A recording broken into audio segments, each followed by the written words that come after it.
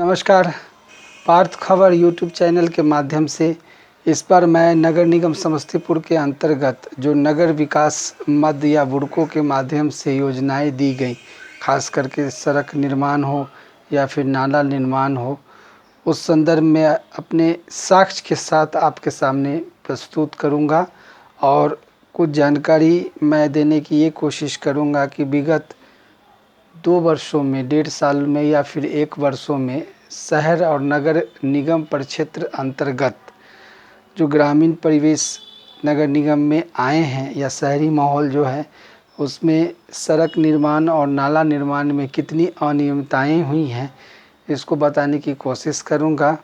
और मैं एक संदेश और देना चाह रहा हूं कि चूँकि मैं एक समाचार चैनल का संवाददाता हूं, तो ये खबर मैं उस चैनल को भी भेजूंगा और चैनल के माध्यम से भी बताने की कोशिश करूंगा कि इसमें सच्चाई क्या है और इसकी जांच क्यों होनी चाहिए।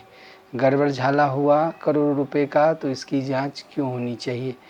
तो आइए शुरुआत करते हैं। और शुरुआत करने से पहले मैं समस्तीपुर नगर निगम क्षेत्र के अंतर्गत जो शहरी क्षेत्र है, वो शहरी क्षेत्र का जो बंगाली टोला है, वार्ड क्रमांक 22 से संबंधित है, उस बंगाली टोला की सड़क निर्माण की जो स्थिति है उसको मैं बताने की कोशिश कर रहा हूँ। ज़रा सा इसको गौर से देखेंगे कि बंगाली टोला के अंतर्गत जो निर्माण हुआ उस बंगाली टोला के अंतर्गत जो निर्माण हुआ, उस निर्माण में सड़क की जो एस्टीमेट थी 10 फीट का या फिर जो लंबाई थी, चौड़ाई थी, उस एस्टीमेट के अंतर्गत जो दर्ज है, जो रिक्वायरमेंट्स है, उससे काफ़ी अभिन्न और अलग है। यहाँ तक कि सिलापट की भी वहाँ कोई गुंजाइश नहीं है। तो ये एक छोटा सा उदाहरण है, जिस उदाहरण के माध्यम से मैं ये बताने की कोशिश कर रहा हूँ कि कोई भी सड़क का एस्टीमेट बनता है और उस एस्टीमेट में सड़क की ऊंचाई, लंबाई, चौड़ाई वगैरह बताई जाती है। ऊंचाई, लंबाई, चौड़ाई के साथ साथ एस्टीमेट का जो रेट है, कितना में एस्टीमेट तैयार होगा, वो बताने की पूरी व्यवस्था जो संबंधित अभियंता है उनकी होती है। और दिया जाता है कितनी मद राशि खर्च हुई, कितनी वित्तीय वर्ष में हुई, कौन से वित्तीय वर्ष में हुई, और साथ में उस राशि का कितना उपयोग हुआ, कौन से वार्ड पार्षद के क्षेत्र का था, महापौर कौन थे, किस विकास मद से उसकी योजनाएं हुई, और सड़क की ऊंचाई कितनी थी, लंबाई कितनी थी, चौड़ाई कितनी थी, एस्टीमेट कितना था। ये सारा डिटेल इस सिलापट में होता है, जिससे आम लोगों को ये सूचना मिल जाता है कि जो सड़क का निर्माण हुआ वो किस मद से था। ठीक दूसरा भी एक प्रोजेक्ट था जिसमें सिलापट के माध्यम से पूरी जानकारी दी गई है, और ये जानकारी के माध्यम से पूरी तरह बताई गई है कि कितने मद में सड़क बनाया गया, उसकी लंबाई क्या थी, चौड़ाई क्या थी, ऊंचाई क्या थी, नाला का स्ट्रक्चर क्या था। और ये तो एक फॉर्मेलिटी के तौर पे गवर्नमेंट के संज्ञान में, जानकारी में बता दिया जाता है कि भाई ये अमुक प्रोजेक्ट था और उस अमुक प्रोजेक्ट को वार्ड पार्षद के सहयोग से, नगर विकास के सहयोग से करा लिया गया। अब इसकी ज़मीनी सच्चाई और दूसरा पहलू जो लोगों को बताना काफ़ी आवश्यक है, उसको मैं बताने की ये कोशिश कर रहा हूँ कि इसमें जो उच्च स्तरीय बालू, सीमेंट, छड़, गिट्टी का प्रयोग करना चाहिए वो नहीं होता है। निम्न स्तरीय जो बालू है या निम्न स्तरीय जो 2 नंबर या 3 नंबर घटिया क्वालिटी का जो ईंट है उसका उपयोग किया जाता है। सीमेंट भी वैसे कंपनी का उपयोग किया जाता है जिसका मार्केट वैल्यूएशन कम हो। छड़ की भी वही स्थिति है और गिट्टी की भी स्थिति उसी प्रकार की होती है, ताकि उनका जो एस्टीमेट है 5 लाख 10 लाख का एस्टीमेट को वो 25 लाख बढ़ा के करते हैं, और काम वहाँ पे बाजी में 10 से 12 लाख का होना चाहिए। तो ये 10-12 लाख रुपए का मार्जिन एक सड़क निर्माण के, एक नाला निर्माण के योजना में गबलिंग किया जाता है।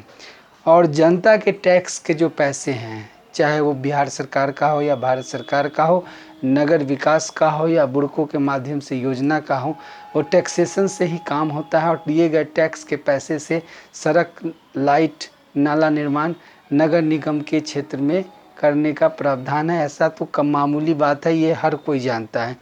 लेकिन इसमें टैक्सेशन के माध्यम से जो आम जनता का टैक्स का पैसा है उसमें किस तरह से गड़बड़ झाला होता है, किस तरह से एस्टीमेट को बढ़ा के पेश किया जाता है और किस तरह से बालू, छड़, गिट्टी, सीमेंट या उस कंस्ट्रक्शन वर्क में जो भी पदार्थ लगते हैं, जो भी विषय संगत होता है, उसमें कैसे वस्तुओं का इस्तेमाल किया जाता है, इसकी जांच, इसकी रूपरेखा, इसका प्रारूप देखने के लिए कोई नहीं आता है। क्यों नहीं आता है?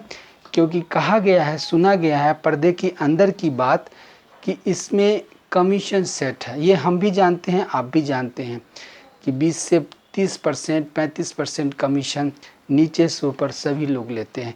इसमें माननीय महापौर का भी कमीशन रहता है, माननीय उप महापौर का भी कमीशन रहता है, माननीय नगर आयुक्त का भी थोड़ा सा प्रसाद रहता है। उसके बाद जो विकास अधिकारी होते हैं, जेई होते हैं, अभियंता का जो पूरा टीम होता है, जो संवेदक होते हैं, जो वार्ड काउंसलर होते हैं, उनका भी कमीशन फिक्स रहता है। लेकिन उस विषय को हम ज़्यादा तूल नहीं देंगे, कमीशन क्या रहता है नहीं रहता है वो संदर्भ नहीं है। संदर्भ ये है कि अगर आपका एस्टीमेट 10 लाख का है, 12 लाख का है, तो उस खास सड़क निर्माण के एस्टीमेट को आप 25 से 30 लाख क्यों बनवाते हैं? ये सवाल है कि एस्टीमेट को आप बढ़ा के क्यों प्रस्तुत करते हैं। इसका मतलब है कि सरकार के जो मद है, सरकार का जो पैसा है, जो खजाना है, उसको अतिरिक्त खर्च करने का जो तरीका है उसमें आपकी चोरी पकड़ी जाएगी। कोई भी मामूली पढ़ा लिखा इंसान ये पकड़ लेगा कि अगर 10 फीट की ढलाई है तो उसको आप 2 फीट में क्यों कर रहे हैं। चौड़ाई अगर 5 फीट की है, 6 फीट की है, 8 फीट की है तो उसको आप 5 फीट में क्यों कर रहे हैं। लंबाई में भी कुछ इस तरह का रेशियो आप बना के क्यों प्रस्तुत कर रहे हैं।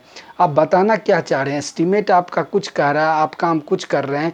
एस्टीमेट के अलावा वहाँ जो लोकेशन में रिक्वायरमेंट्स है, उस रिक्वायरमेंट के हिसाब से वहाँ 10 फीट की ढलाई वाली सड़क बननी चाहिए, पीसीसी सड़क बननी चाहिए, तो वहाँ 3 से 4 फीट ही बनता है। ऐसा क्यों होता है? इसकी जांच क्यों नहीं होती है? क्योंकि इसका सीधा सेंस अब आम बात हो चुका है कि संबंधित पदाधिकारी जो नगर में बैठते हैं, संबंधित जो जनप्रतिनिधि होते हैं, चाहे वार्ड काउंसलर हों या माननीय महापौर हों, उनको 25 से 30% कमीशन होना तो होना, चाहे इसके लिए भी कुछ भी हो, क्योंकि बिना कमीशन के वो जी नहीं सकते हैं। ये पूरा सिस्टम ही कमीशन के चक्कर में है और इसी कमीशन के चक्कर में गुणवत्ता का पूरा असर होता है। और जो आम सड़क होता है जिसकी क्वालिटी, गुणवत्ता 2 साल, 5 साल के 10 साल का होना चाहिए, वो गुणवत्ता नहीं होने की वजह से 1.5 से 2 साल में सड़क की स्थिति खास्ता हो जाती है, बिगड़ जाती है और लोग कहते हैं कि सड़क तो बना लेकिन सड़क टूट गई। क्यों टूट गई? क्योंकि यही गड़बड़ झाला, लाखों रुपए की गड़बड़ झाला की वजह से ये सारी समस्याएं होती है। समस्तीपुर पहले नगर परिषद था, नगर निगम बना, बहुत ही तेज़ी गति से हर गली में, हर गली के अंतर्गत मोहल्ला में जितनी सारी गली हैं वहाँ पे सड़कों का निर्माण हुआ, नाला का निर्माण हुआ, स्ट्रीट लाइट देने की बात हुई, चलत शौचालय देने की बात हुई, शुद्ध पेयजल का पानी टैंक देने की बात हुई और बुड़कों के माध्यम से करोड़ रुपए अलॉटमेंट हो गया। लेकिन मैं पूरे दावे के साथ अपने इस वीडियो के माध्यम से माननीय महापौर और माननीय आयुक्त संबंधित जो विकास पदाधिकारी उनसे पूछना चाहता हूँ कि आपने कितने जगहों पे वाटर टैंक दिया, आपने कितने जगहों पे चलत शौचालय की व्यवस्था किया, आपने कितने जगहों पे स्ट्रीट लाइट देने की बात आपने कही थी उसको पूरा किया और आपने कितने जगह पे योजनाओं को सही ढंग से संचालित किया। ये तो मैं छोटा सा एग्जाम्पल बताता हूँ। करोड़ों रुपए का आपने एस्टीमेट, अरबों रुपए का आपने एस्टीमेट आम सभा में प्रस्तुत कर दिया, लेकिन आज ज़मीन पे जाके देखेंगे तो समस्तीपुर नगर निगम में ऐसा कुछ खास दिखेगा ही नहीं। जो दिखेगा वो सड़क और नाला निर्माण, स्ट्रीट लाइट कहीं कहीं और स्वागत द्वार दिखेगा। और शायद यही आक्रोश, यही दोष, यही गलत मैसेज के वजह से मैं नगर निगम के किसी भी कार्यक्रम में सम्मिलित नहीं होता हूं, क्योंकि मैं अगर सवाल कर देता हूं, कठोर मेरा सवाल रहता है तो लोगों को मिर्ची लग जाती है, गुस्सा आ जाता है। लेकिन मेरा सवाल करना जायज़ होता है क्योंकि मैं एक लोकतंत्र का चौथा सिपाही हूं। और दोस्तों, मैं इसको संक्षिप्तता के तौर पे, क्योंकि यूट्यूब पे है इसीलिए मैंने विस्तार पूर्वक वीडियो में अपनी सारी बातों को रखा, लेकिन यही खबर को मैं अपने समाचार चैनल सुदर्शन न्यूज़ और कोशिश करता हूं इंडिया टीवी रिपब्लिकन भारत को भेजूंगा और महापौर से संबंधित जितने भी काला काला लोग जुड़े हैं, जो इस भ्रष्टाचार में फंसे हुए हैं, उनकी उजागर मैं स्टेप टू स्टेप करूंगा, उसकी जांच की मैं अनुशंसा करूंगा।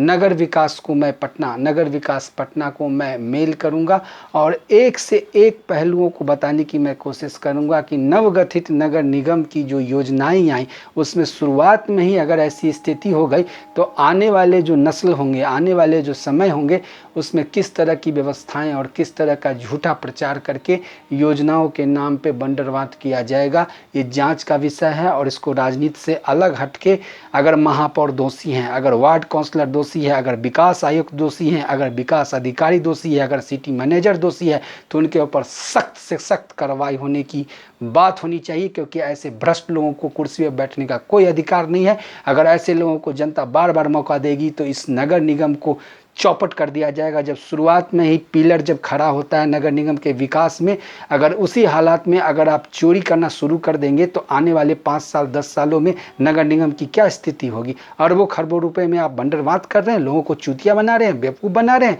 और जनता के आम सभा में आप बता रहे हैं कि हम पानी टंकी दे रहे हैं, हम चलत शौचालय दे रहे हैं, हम शुद्ध पेयजल की व्यवस्था कर रहे हैं, हम लाइट की व्यवस्था कर रहे हैं, शहर को आकर्षक लुभावक बनाने की बहुत सारी योजनाएं ला रहे हैं, पार्क बना रहे हैं। आपने कुछ नहीं किया है, आपने गुमराह और जनता के पैसे को आपने लूट खसोट का एक सिस्टम बना लिया है। चूंकि आप दलित हैं, दलित महिला हैं, महापौर हैं, तो इसका मतलब ये नहीं कि आपके बारे में, भ्रष्टाचार के बारे में कोई कुछ नहीं बोलेगा। सब ने अपनी चूड़ियाँ पहन के रखी है। तो मैं वैसे पत्रकारों में नहीं आता हूँ, मैं राष्ट्रीय स्तर की पत्रकारिता करता हूँ और आपकी काला गुजारी की शुरुआत मैं ही करूँगा। अगर आप दोषी होंगी तो आपको सज़ा दिलवाने की मैं पूरी कोशिश करूँगा। अगर आप दोषी नहीं होंगी तो मैं आपको सम्मान भी दिलवाऊँगा, मान सम्मान भी दिलवाऊँगा। लेकिन याद रखिए, कभी भी किसी पत्रकार के साथ आप हंसी मजाक मत कीजिए और उसको इग्नोर करके चलिएगा, उसको टॉलरेट करके चलिएगा तो उसका दुष्प्रभाव आपको झेलना पड़ेगा। बहुत बहुत धन्यवाद दोस्तों। मेरा वीडियो कैसा लगा इस पर अपना कमेंट लिखिए। आज का दिन मंगलमय हो। जय हिंद।